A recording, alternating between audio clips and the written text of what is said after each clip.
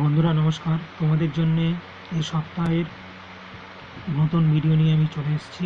মূলত দেখো, 7ই আগস্ট কর্মক্ষেত্রে যে সংখ্যাটা প্রকাশিত হয়েছে তাতে যে খবরটা প্রথমে হেডলাইন করা হয়েছে সেটা হচ্ছে আইবিপিএস পরীক্ষার মাধ্যমে 6টা রাষ্ট্রায়ত্ত ব্যাংকে 4,455 জন প্রবেশনারি অফিসার নিচ্ছে। তোমরা জানো যে আগে ব্যাংকিং এক্সামগুলো অনেক পূর্বে আলাদা আলাদা হতো, কিন্তু আইবিপিএস এটা প্রপারলি সেন্ট্রালাইজ একটা সংস্থা তৈরি করে তার আন্ডারে কিন্তু প্রপারলি প্রায় 18-19টা সব ব্যাংকিং সিস্টেমটাকে একই জায়গায় নিয়ে এসে এক্সামটা নেওয়া হচ্ছে। মূলত কোন পরীক্ষাটার মাধ্যমে পরীক্ষাটা নেওয়া হবে?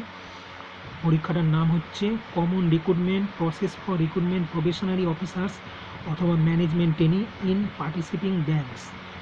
মূলত এর বিভিন্ন পোস্ট রয়েছে, পদ রয়েছে। শূন্য পদগুলো দেখে কোন ব্যাংকে কী আছে সেই মতো তোমরা অ্যাপ্লাই করতে পারো। নেক্সট যেটা, নির্খরচায় নার্সিং পড়িয়ে সেনাবাহিনীতে চাকরি, এরকম একটা খবরকে হেডলাইন করেছে।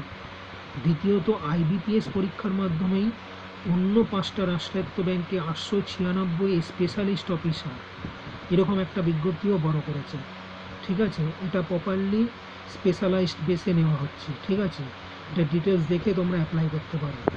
নেক্সট একটা, কলকাতা হাইকোর্টের বিজ্ঞপ্তি বেরিয়েছে 291 জন লোয়ার ডিভিশন অ্যাসিস্ট্যান্ট।